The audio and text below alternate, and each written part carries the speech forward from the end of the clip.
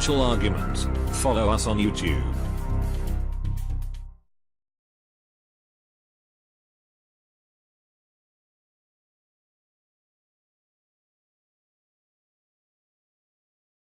Now, as we know, Theresa May, well, she triggered Article 50 out in the UK, and they are in the process of leaving the EU. Now, British investors, well, they're a little nervous because there's uncertainty, there's volatility, and they're worrying about the future. So they're diversifying into physical gold right now to protect themselves.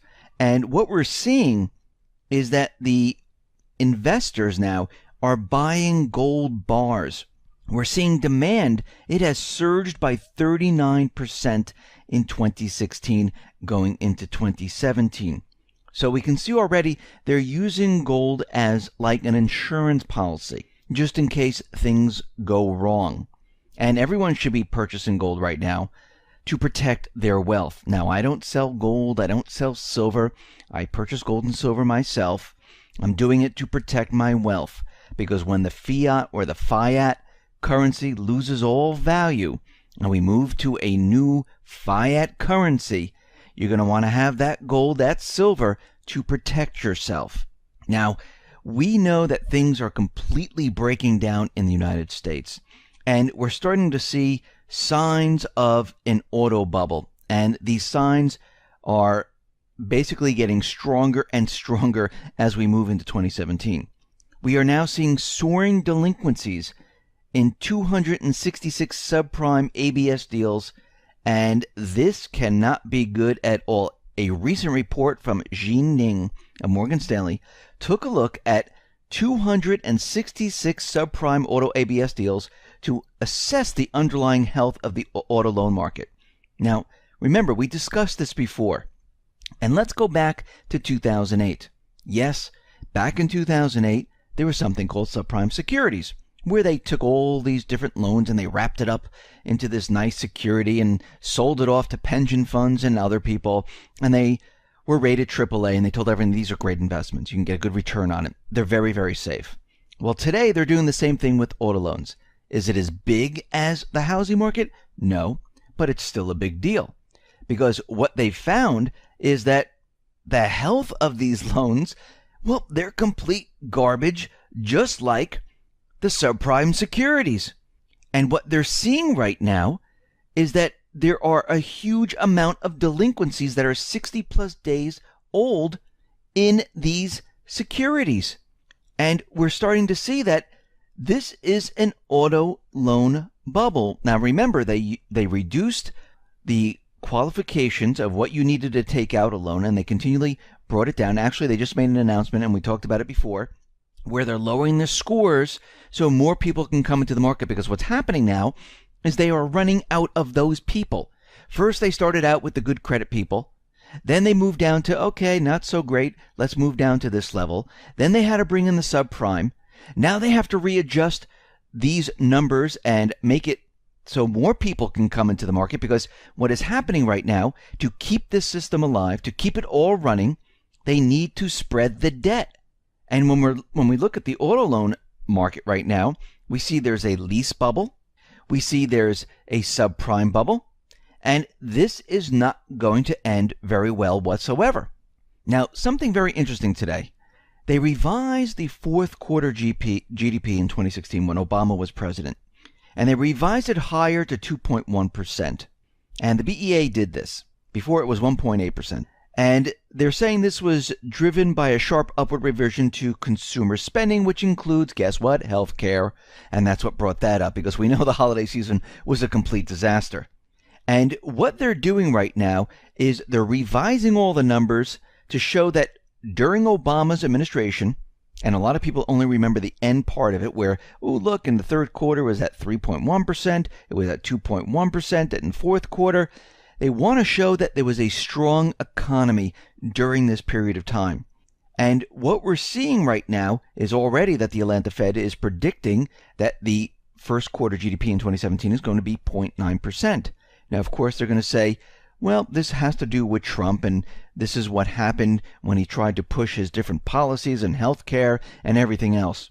So right now, they're trying to build it up to make it look like, coming from Obama, the economy was doing fantastic. But we do have a major warning here.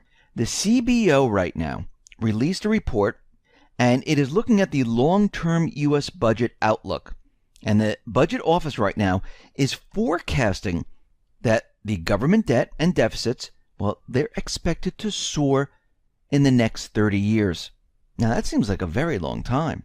What they're really saying when we break down this report is that debt to GDP, well, it's going to hit about 150% in the next 30 years. But if we look at what they're really trying to say is that we have so much debt right now that we won't even make it to that time period. We have been set up, and it looks like there's a catastrophe over the horizon right now.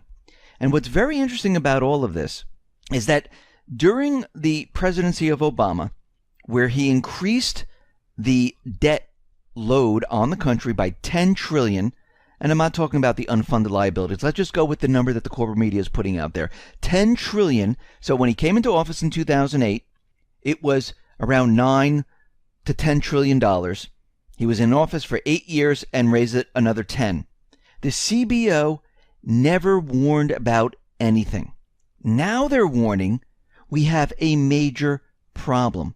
Now the office expects the deficit to more than triple from the projected 2.9% of GDP in 2017 to 9.8%. And what they're saying is that during the next couple of years, or actually the next 3 decades, they don't expect GDP to get over 2%. And remember, that is the manipulated number. So it looks like we're in a whole lot of trouble right here.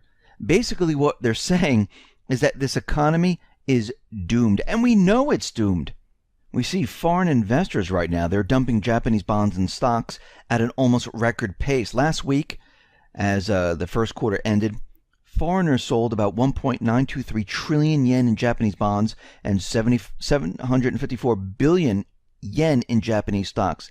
This was the second largest dump of Japanese assets in history. This is also the biggest first quarter plunge ever since 2008.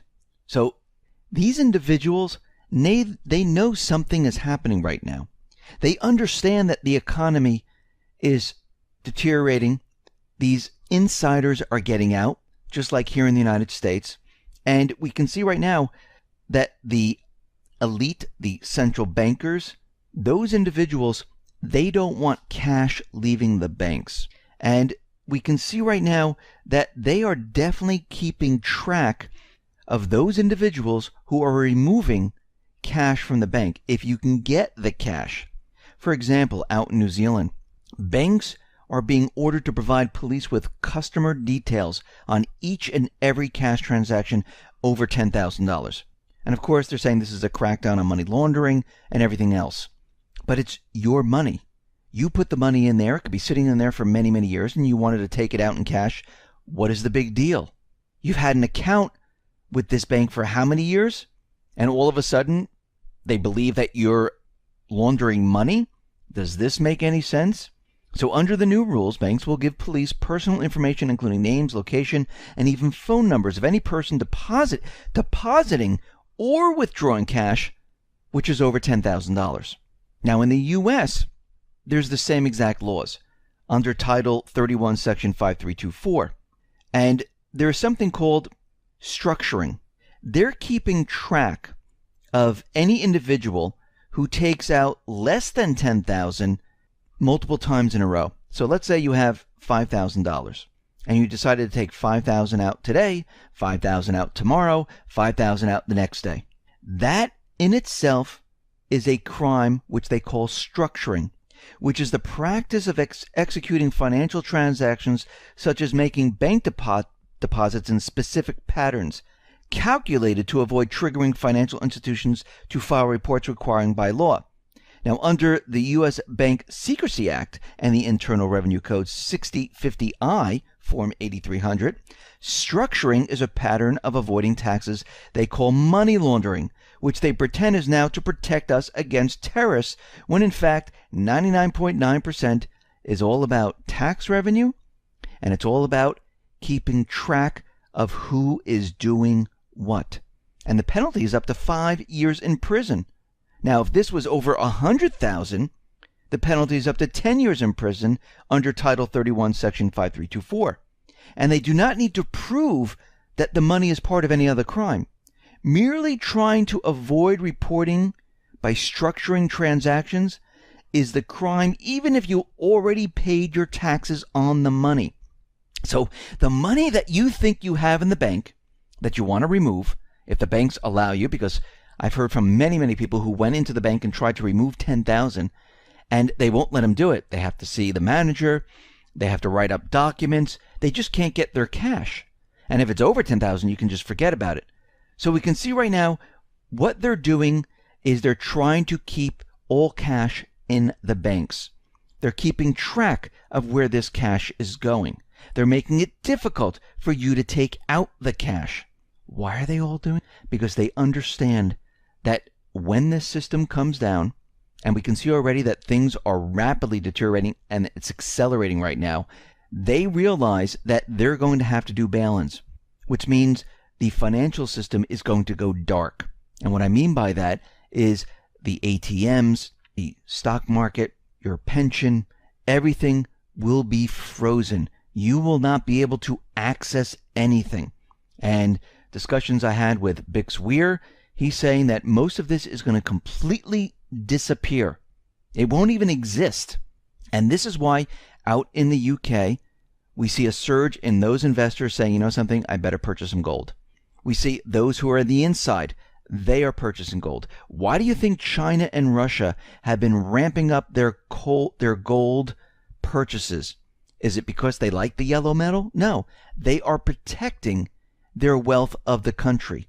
When the dollar goes down, when everything collapses,